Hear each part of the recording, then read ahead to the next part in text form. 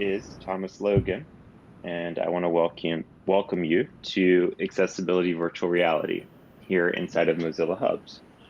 So I am one of the organizers of this event, and we host this event monthly. One of the goals of this event is always to make sure that we're creating and learning how to make accessible online virtual experiences.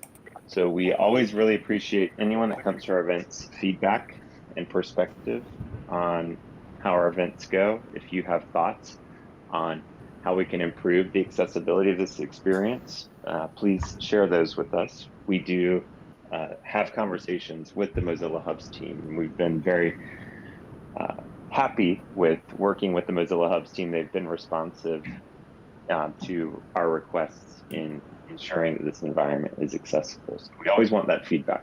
I want to say thank you to Mira by Night from Steno Night Captioning, who's providing the captions for tonight's event. Underneath the presentation slides in the virtual world, you can see the captions are coming in live, and those are something that we always have at our accessibility virtual reality events. We always have human captioning, and we strive to ensure that we create those and display those in the most accessible way. I also want to say thank you and acknowledge Jolie McPhee from the Internet Society of New York, who is providing our YouTube stream and providing the video resources of our presentations. So we always want people to be able to participate in our events, even if you don't have a virtual reality headset, even if you don't want to join inside of a virtual reality environment. We do stream every event to YouTube, and you can always ask your questions onto YouTube, and we will be monitoring YouTube and getting that information. Please feel free to join either us in Hubs or on YouTube. And also all of our previous events have been saved and stored on YouTube. So you can always go back to and see presentations that we've hosted. And been very happy to always give you new and exciting presentations here at Accessibility Virtual Reality. Tonight's is no different. Very thrilled to have the discussion night tonight for exploring virtual reality user experiences for people with facial palsy. And tonight we'll be having Claire Baert, a project manager at MTech, who manages a £5 million portfolio of health tech projects. Her background is in video games, where she learned about usability, user experience, and accessibility. And she's passionate about using games and tech for good. And we also want to welcome Marg Laing, a UX researcher passionate about VR and exploring experiences beyond the rectangle. She spent the last 20 years teaming up with folks from creative agencies, startups, banks, agile developers in the world in the quest to make stuff better. So without further ado, I'm going to hand it over to Marg and Claire. Thank you all so much for being here tonight, and we look forward to your presentation. Thank you, Tom. Well, thanks for being in the talk. So yes, my name is Claire. I'm product manager at MTech, and I oversee a portfolio of health tech projects. So we have a team of hardware engineers, firmware engineers, some developers, some data scientists, and researchers. And together we work on the development of VR headsets, some algorithms, and some applications. So as Tom said, my background is in video games, and this is how I really started learning about user experience and accessibility. And tonight I'm presenting with Marg. Hi, I'm Marg Laing. I'm a user researcher. Been working for about 20 years in UX design and research. Last summer, I started looking for opportunities to do research in VR and started going to meetups. And that's how I came across this project and met up with Claire. So I'm really, really excited to be here to talk about this, one of the most interesting projects I've ever worked on. Thanks, Thomas and Merlin, for the invitation to speak, and also to Meryl for your help. Okay, so what are we talking about? Virtual reality therapy for people with facial palsy. And then we'll talk a bit about the user research process and how that applied in parts of our work. just a few examples and then some reflections. So I hand to Claire now too. So we'll start with talking about facial palsy a little bit. So facial palsy happens when there is some damage made to the facial nerves, and the damage can be either temporary or permanent. So the people who have facial palsy have half of the face paralyzed most of the case, and their facial expressions are affected. So because facial expression are used in communication, when the facial expressions are deformed, it impacts people's life and social lives a lot. So 70% of the people with facial palsy will recover fully within a few weeks, but about 30% will not recover, and they will have to do some rehabilitation, so facial rehabilitation for a really long time, sometimes like a lifetime of rehabilitation. They will have to practice daily to improve, or at least to not get worse.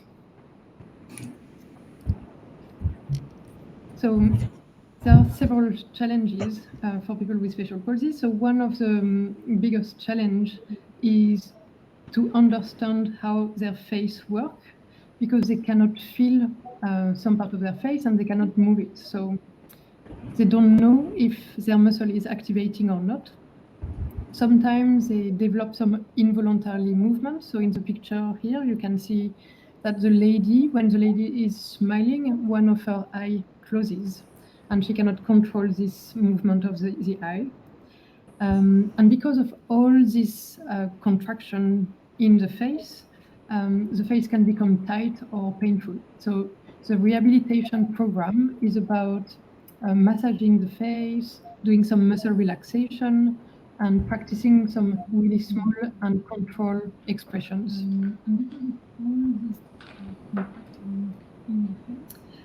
So to get better, they have to do some rehabilitation every day. And they do have to practice really correctly, because incorrect practice can mean making the condition worse. So one of the things they need to learn is to relax some muscles that overactivate, and to control some muscles that should not activate. And this is difficult, because this muscle activation is sometimes invisible to the naked eye. So if you look at the picture on the screen, you can think that the muscle which is above the lip, the one with the green arrow, is weak and doesn't move up, when actually it's the muscle below the lip in red that is overactivating, and it's pulling all the other muscles down. People with facial palsy don't really like to practice in front of the mirror, because it can remind them of a trauma, or just remind them of their facial palsy. And the progress is rapid during the first weeks of recovery, but after months it can be really slow. So it's discouraging when you cannot see progress in your practice. So how can MTech help these people with facial palsy? So we are developing some VR headsets that can collect and interpret some biometrics data. So biometrics data are, for example, heart rate or facial expressions. So, well, it's muscle activation that then turn into facial expression. So we have several sensors on the headset, and they measure activation of the cheek muscles, eyebrows, corrugator, and muscle around the eyes. And we also have the small rectangular sensor for heart rate. So when the people have this headset on their face, they can see muscle activation in real time. So we can show that to therapists or to patients, and then we can teach them which muscles they should relax, or which muscle they should maybe retrain. And because we can save the data, we can also show some improvement over time. So if the progress is slow, maybe we can show them that the level of activation becomes more normal with time. So when we started the project, we talked to therapists. We did some focus groups. We did a design sprint for a week with the company to try to have the first prototype. And at that point, we decided that we needed more support from user research, and that's when we started working with Marg. And Marg is now going to talk to you about some user research process. Okay, so just to introduce human-centered design for those who might not be familiar with the concept, it's basically an approach to design that starts with the people that you're designing for. So the idea is you would speak with people and understand what their needs are, how they behave, and just more about the lives of the people who are going to be affected by solutions you're designing. So understanding their goals. In our case, our users, their goal was to improve the symmetry of their face, and also to then think about how the experience would fit into their life. And so, you know, ostensibly, these aren't people who are interested in virtual reality at all. Their goal is to improve their face. So that was another thing to bear in mind. And then from this foundation of understanding the person, the idea is your solutions are going to be tailored to their needs and bring value to their life. And as part of the approach, you might adopt certain design techniques like prototype testing and co-designing ideas together and iterating and validating as you go. So who are the users? So you've heard about people with facial palsy, and particularly the 30% who have long-term facial palsy. We also realized that our therapists were potential or secondary users to the experience, because they would be working with their patients and prescribing this kind of therapy. So we worked really closely with them. And if you are embarking on this kind of research, you know, your fastest starting point might be to talk to therapists, and they're a brilliant source of knowledge about the domain and about their patient's experience, and can give you a huge amount that you can then base your initial research questions on. Something, for example, we learned was that, you know, how therapy is done in the real world. And off the basis of that, we would need to imagine, well, how can that translate into virtual reality, which is very different. And they explained that patients might need to relax their face, you know, for 20 minutes before they even start to exercise. So that's another consideration of what happens in the steps before someone puts on a headset. We did a journey mapping exercise with the expert therapist who, this is a great technique to use, where we just had a whiteboard, great big whiteboard, and some pens, and asked the therapist questions and just drew while they spoke and plotted the experience over time of the patient and what happened on the different days and weeks that followed, their symptoms and how they felt and what therapy they might need, to really build out our idea of their experience. So when you're going to do research, you definitely need to speak to the real users after you've spoken to your experts, and they can be hard to find. So sometimes you have to really persist and work hard at it, especially when someone's condition is quite, not many people have it. So some ways we went about this was getting direct introductions from therapists, also going to Facebook and looking for Facebook groups.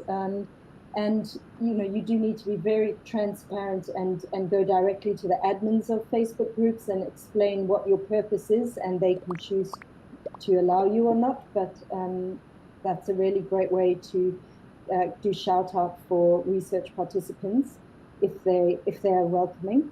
There's also the option of charities. So we worked with Facial Palsy UK, who had a research advert on their website, and then support groups, or there's also scientific research websites like Call for Participants that you can also approach. But it's worth the effort, because the value you get from actually speaking to real people is bold. The important thing to consider before you dive in is just to do that planning and think about research ethics. So very, very important is informed consent, and your participants have the right to informed decisions about what they're going to take part in. So you need to make sure your consent form is in plain English, and it prepares them for who will be present in the research, what will be involved, and also what kind of recording methods you're planning to use. For our participants, they were very sensitive about being recorded. They didn't want their face recorded sometimes. So in some interviews, you just wouldn't have the camera on at all, and you actually don't need it. So that's another thing, is to remember you don't always need to do as much as you think with that. A temptation when you start learning a lot about a subject is to think you can start telling people things, and it's very important not to advise your participants about the subject matter, but just to listen to what they say and leave the advice to the experts. Watch them, be sensitive to them. So sometimes discussing these things can bring up difficult memories or emotion, and you need to take care of the people that you're doing research with, and not push them to speak about things they're not comfortable about. We're not psychologists here. So yeah, only take the data that's necessary. Don't use video unless you need to. And be very careful to guard the data you collect, particularly where there's really sensitive topics being discussed. Just be vigilant about anonymizing things and keeping the data safe. So once all that's in place, you can get down to the really fantastic business of speaking with people and talking to them and learning from them. And then sharing what you learned. So this image on the screen here is a picture of a persona, which represents one type of our user that we had. And this is a great tool to learn about users with, especially if you have no exposure. So for me, this was created even before I arrived, and it was incredibly helpful at a glance to get an understanding of what this type of person's motivation was, what they were experiencing, and yeah, just bring to life that individual really quickly. So for example, when you're speaking with people, you learn stuff that you wouldn't expect. So we, for example, in our case, we learned that some people were really well informed about their condition and wanted to know everything about how their muscles worked, but others were not so much. And this really affected their understanding of what we were presenting. They didn't understand muscle names, and so the corrugator isn't something that everyone knows what it is. So we realized we would need to use less technical medical jargon when we spoke and presented information to people. So that was one example, one insight we gained, and I'm going to hand back to Claire to talk about some design constraints. Yes, so we are talking to users, we are trying to understand what they need and what they want, but we still have some constraints with the design. So if we want to reduce the noise in the data we collect, right now we were asking our participants to not move their head too much. And also because they might have stiffness in the face or the neck, we are trying to just avoid unnecessary movement. So right now it's sat down experience and mainly looking straight. All the exercises were worked on with therapists, obviously, and with the order of the practice as well. So we start with relaxation before doing any movement. And we needed to consider sensitivity to light and colors, because some people who had a brain injury that led to facial palsy might have sensitivity to light. So after considering the constraints, we developed some part of the rehabilitation program, and we ran some usability tests. So we invited some people with facial palsy to try the product, and we were observing their interactions. We were asking them to do some actions, and we were trying to see if they were understanding the rehabilitation program and if they could use the VR system easily. So facial palsy affects a really wide audience. So it can be young people or older people, women, male. So we tried with as many people we could. Because for the rehabilitation program, we need some algorithm. We also ask some participants to do data collection at the end of the usability test. So during the test, it was Marge, me, plus one participant. So I was doing all the setup, cleaning all of the technology and making sure that the sensors were working. And Marge was going through all the steps and questions and observing people body language. At the end of the usability test, we conducted some interviews as well. So on the picture, you can see me with a mask and the participant in the background with the headset, putting the headset on.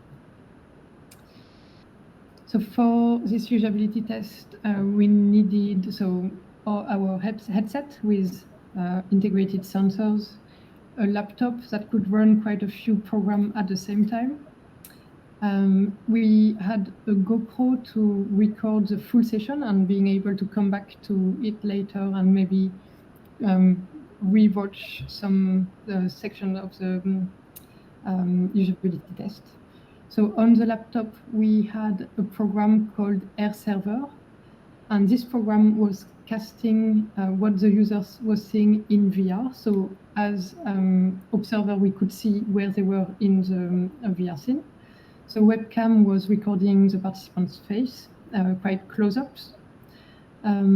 We also had an app called the Supervision app, and that's the MTech software that let us know if the sensors are connected, if the signals are good, and if the data is recording.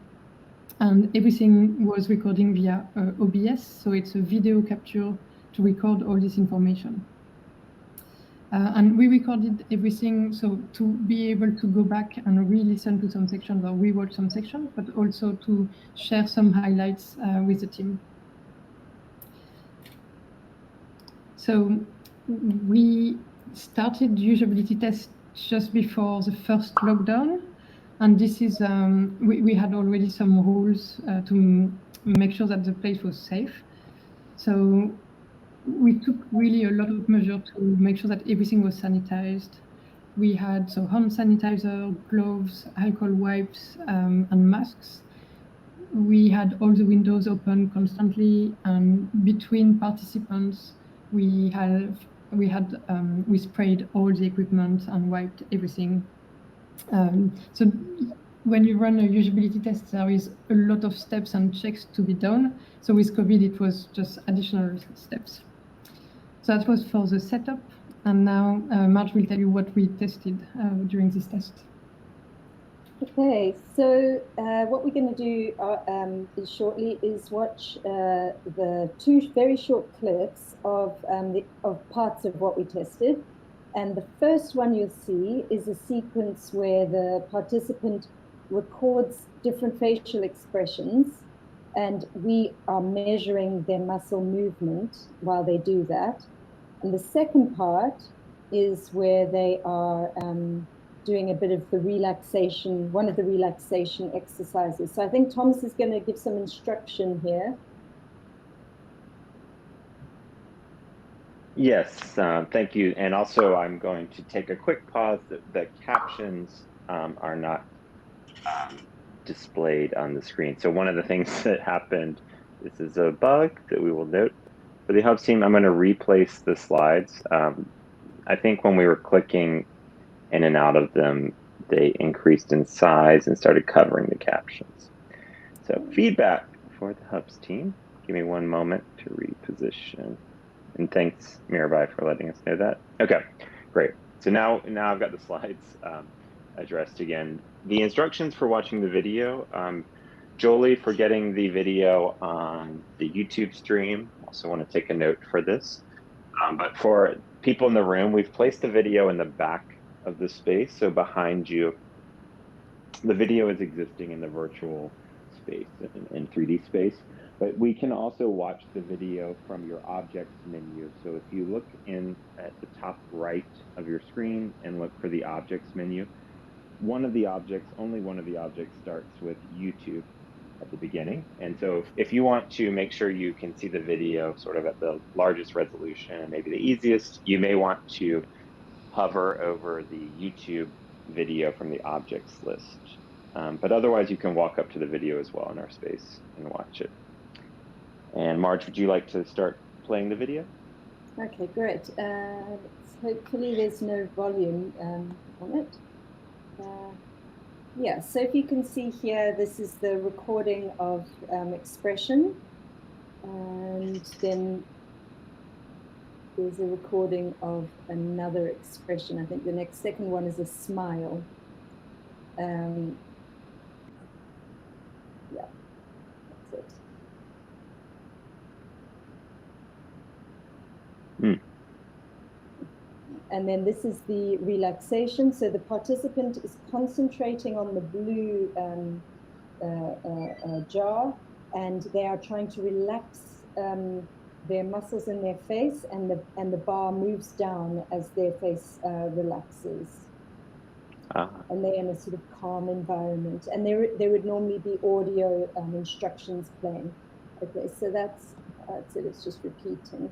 Okay, so the first sequence. Oh, let's stop. There we go. Oh, I think it's okay. It might. Yeah. I can pause it. Yeah. Thanks. So the measurements we capture in the first sequence, where they are having a neutral expression and then they smile and then they have a neutral expression, those measurements are informing the target in their relaxation exercise later. And so it's effectively something they have to do every time they put the headset on, is they do this sequence of facial expressions which then capture their baseline. We referred to it as calibration. And so it's a really important activity. You can imagine if you were using this every day, you would tire of having to do a long sequence. So we were really interested in making this as streamlined as possible. And what we noticed during the testing was that it was possibly not as swift and smooth as we might have liked. And we saw that when people were managing to do it, but they were having to concentrate a lot, it seemed, and pause. And when we talked about it, they weren't too negative, but they didn't really fly through it, as it were. And so we had a look at it and realized that the information was a bit scattered on the page, with instructions at the top, along the bottom, and with the dancing robot. And so we had to think, well, what would be the simplest way for us to make improvements to this? So I sat with the tech artist, and we discussed what the users had been saying, and we talked about some solutions. And then he drew these really rough sketches for 2 different routes, just in Adobe XD. And then I very quickly tested those 2 routes with people on video calls using screen share. So not using virtual reality at all. Just showing them some very simple interactive prototypes. And through that testing, we were able to refine the language being used, make sure that there was as few words as possible, and that the sequence was really a lot smoother for them. So that was a really helpful way to move forward. So on reflection, with the research, one of the things I'd recommend is just be lean when you can, and realize you don't have to do everything in virtual reality. You can learn a lot using leaner methods. Really, really big is to observe people. You know, as Claire was saying, there were 2 of us in the room, and you have to really watch, because an interesting thing with virtual reality is that, unlike other usability testing where you would use a speak aloud protocol and get someone talking as they look at stuff, we couldn't really do that because they were so immersed in the experience and concentrating on the task that we couldn't get them to talk at the same time. And so we had to wait till the end and watch and try to figure out what they were doing and where they might be having difficulty, and then ask them at the end about it. So it's really, really key to be watching everything really carefully. And then look after people, particularly if you're involved in medical research or things that are personal. You really need to take great care about how you speak to people, and take their needs first. And finally, just to bring your team along with you as you learn insights, and make sure that everyone is invested in the people you design for better outcome. So on my side, we were trying to develop hardware, firmware, software, algorithm, and therapy all at the same time. And it was really difficult sometimes to pinpoint where problems were coming from. So I would say one thing at a time would be better for next time. Simpler is better. We spent some time trying to design some fancy scenes to start with, but what we really need to master at the beginning are the mechanics of the exercises and of the therapy. So really simple scenes were working really well. It's also easy to get carried away with new ideas. So user researchers are usually good at bringing the focus back in the team. And also, I would say that we learned that we should collaborate with content developer later on to improve user engagement. We learn a lot by observing and interviewing users. So usability tests are quite tiring. Like it's a lot of activity and in a short period of time. But it's a really good way to spot flaws and issues. So I will join Marg on a point to share with the team. So it can be a really, really powerful to show the recordings to the team and share some of the feedback. So if you want to find more about MTech headset, you can go on our website, and feel free to contact us as well. You've got the contact on the slide. So thank you for joining us, and we will take your questions. Wow, thank you all so much. This was awesome presentation.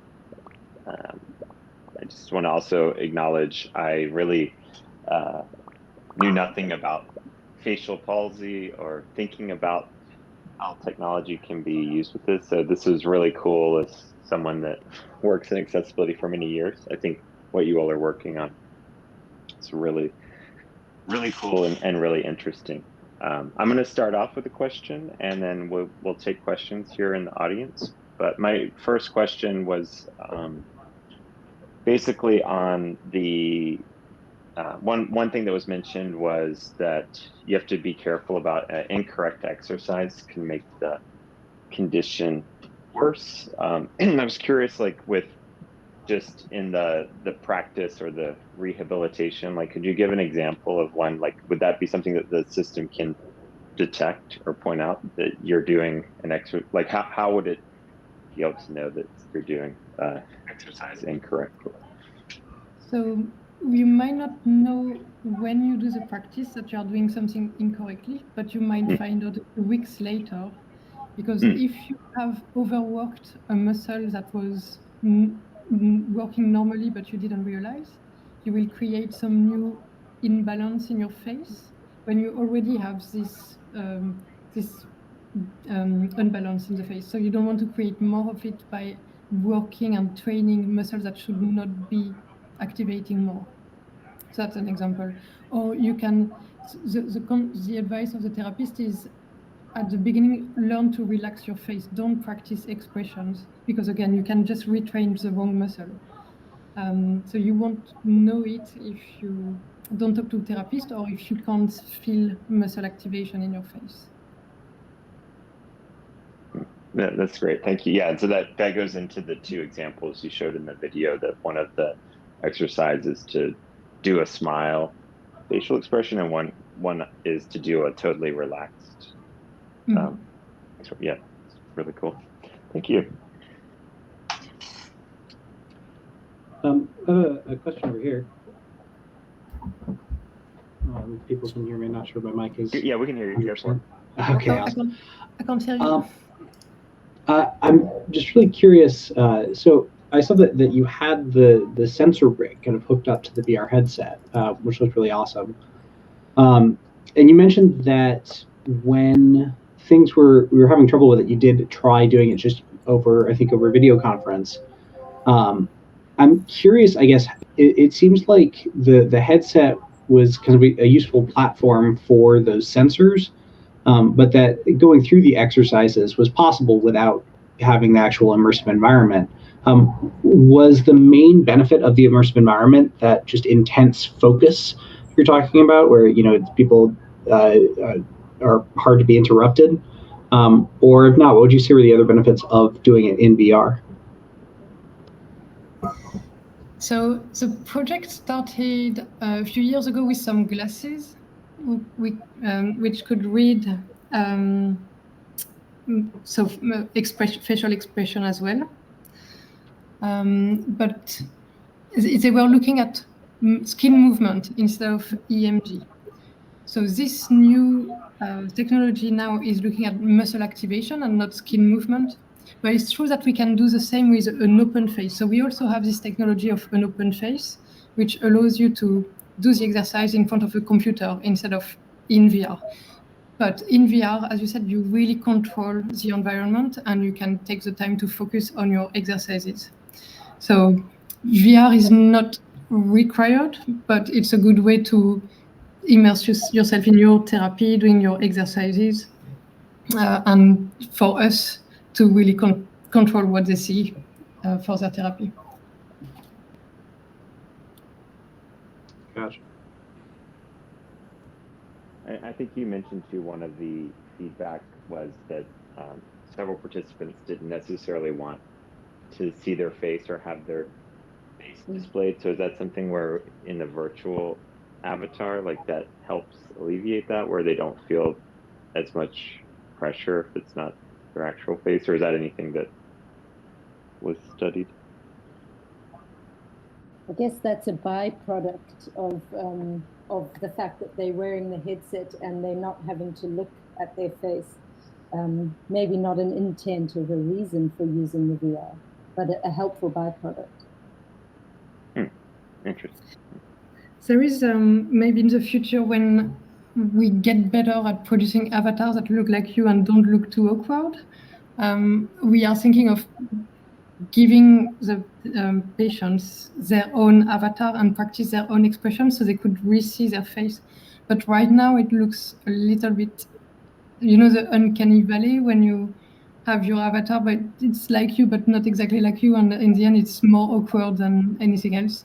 But we would like to do that in the future, being able to upload your own avatar and then practice your expression using your own face. That's cool. Radical. Mm-hmm. Right now, there is a mobile application that kind of does something similar. It records half of your face and mirror it. So you can already just practice looking at half of your face, which is mirrored. So if we could do that in VR, that would be a really great project to work on.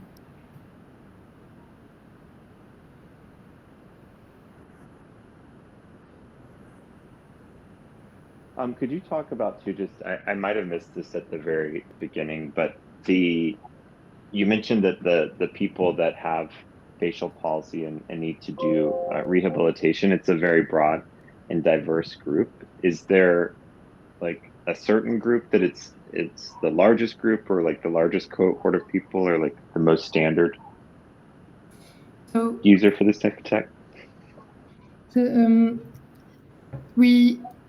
So it can happen to anyone at any time. We don't always know why people have facial palsy. Sometimes it's linked to an accident, and sometimes some people just wake up with facial palsy.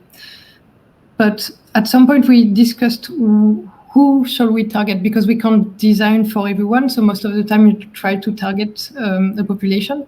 And our chief scientist officer, Charles Nduka, who is also a surgeon working a lot with people with cerebral palsy, told us that the people who come to see therapists the most are women, and maybe a bit older women. So that's when we decided that we should, if we had to target a certain population of people with cerebral palsy, we would go to this population of people who do go and see therapists. But it can be really happening to anyone. There are kids. We can't really work with kids because the headset might be a bit too big. So then the sensor would not be on the right muscles on the face. So right now, its target audience is more for women, but it could work for most adult people.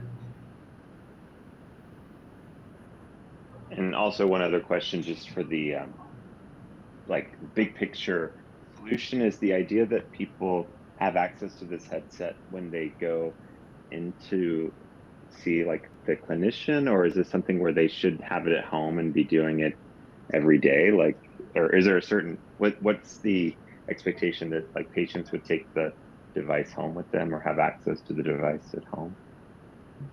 So we are thinking of having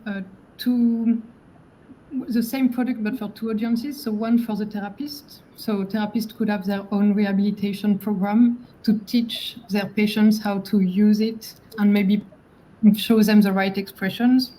But ideally, we want these people to have a headset at home and practice daily. So usually therapists are trying to include the practice and link that to daily habits. So they could recommend to their patients to do some relaxation or rehabilitation program when they wash their hands or when they're in their car or something like that. When with the VR, what we might try to encourage people is to take 15 minutes a day to focus on their program, on their rehabilitation. So they would start with massaging the face because that's what usually it starts with, and then take 15 minutes with headset on to do their program. Yeah, we had some interesting feedback where the participants would ask about the exercises and ask if the exercises in the program would be customized to them by their therapist. So there was that feeling of trust, of wanting to know that this device was giving them the correct information that they'd come to trust from a therapist. So,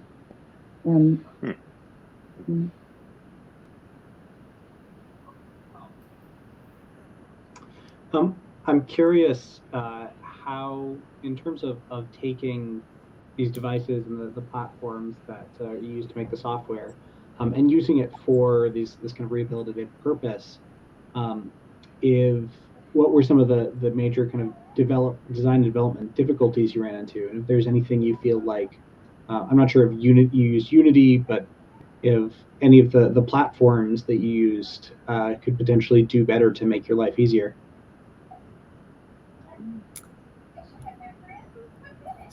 So can you just rephrase your question? Sorry, I'm not sure I understood. Yeah. So I'm wondering basically.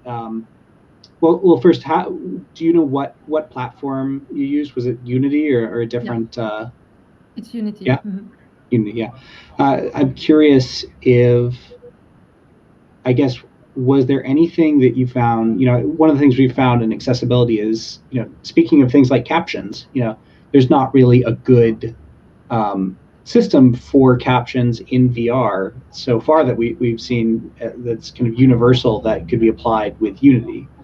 And so I'm wondering if you could have Unity change something to make your life easier, if there's anything that comes to mind that you would change. That's a good question.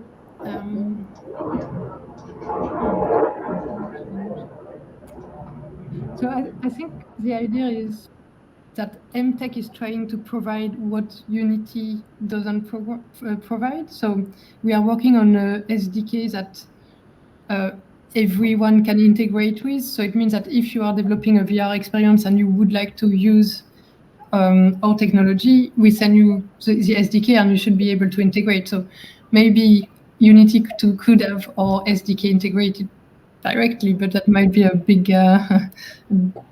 big goal, and that would be great. But yeah, I don't know if that answers your question. I mean, would you think about putting it on the Unity store as something people could download from there? I guess we could, but you would still have to get the headset somehow. So that's something I would have to talk with the team. Yeah, but yeah, maybe that's something we could do in the future, having the SDK ready to download there. So as if you are using our headsets, and you can just integrate your experience with it with our SDK. Gotcha. Yeah, because that's something I'm very interested in. Is you've done some really amazing work here, and I think we're trying to kind of understand some of the challenges that people like yourself face in making this type of research and in distributing it and getting it into positions where it can help people. And so if you have other thoughts about that, about kind of the barriers that you've found on the way to doing that, I'd definitely be curious to hear them. So yeah, the challenge we have is really to get quality data, so to make sure that there's no noise and that all the data we provide is good. So that's one of our challenge. But once this one is solved, then people using our SDK should have just perfect quality data. Gotcha.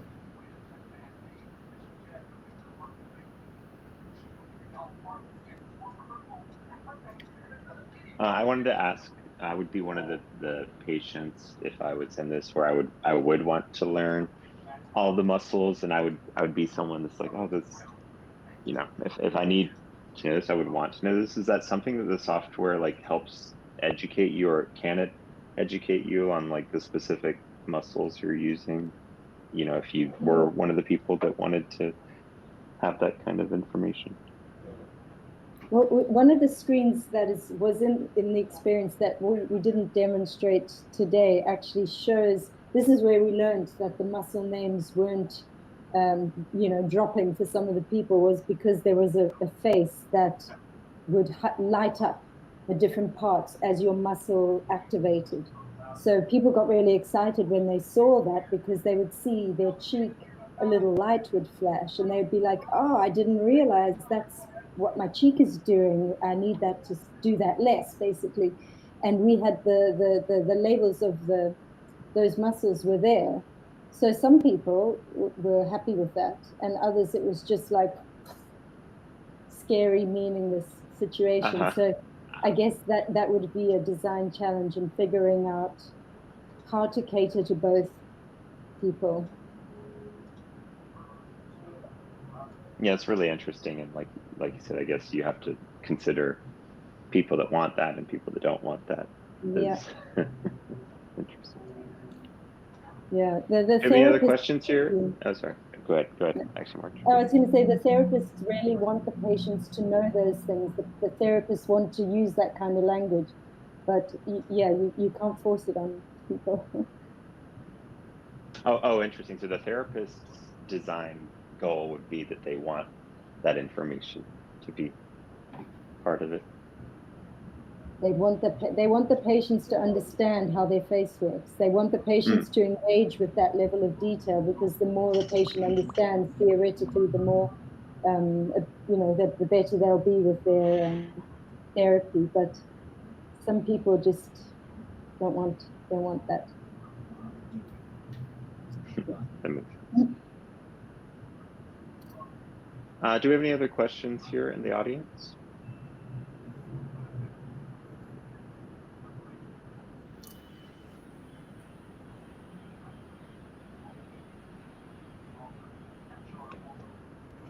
All right. Well, I want to say thank you so much. We will have time to have a conversation just as this event wraps up. So sometimes after we close the stream, if you still had any other questions, we'll have a few moments afterwards to come down and discuss. But I want to thank both Marg and Claire so much for the presentation today. This is really excellent, and I learned a lot, and we love learning about the new technology. So we will share the slides that you provided and also the resource links that were in your presentation for more information. We will make sure to share those out as well to our group and our community. Thanks everyone for coming tonight. I again want to acknowledge Mirror by Night, the Steno Night captioning services. Thank you so much for the captions today. Also want to say thank you to Jolie McPhee from the Internet Society of New York for doing our YouTube stream and providing a great record of our event so that people that might not have been able to be here live can come back and learn from this information later on. So we do have our next meetups getting planned. If you are someone here in the audience where you would like to present at Accessibility Virtual Reality, please reach out to myself, Stacy Smith, or Meryl Evans. I'm Thomas Logan. We're the organizers of this event, and we are, as I mentioned, having this event every month. Also, if you have any accessibility feedback for us, we did note a few things here live today, things we can do to improve. But if you have other feedback for us, please be open to sharing that with us, because we do share all of that information with the Mozilla Hubs team, and we do try to constantly improve on the accessibility of this environment.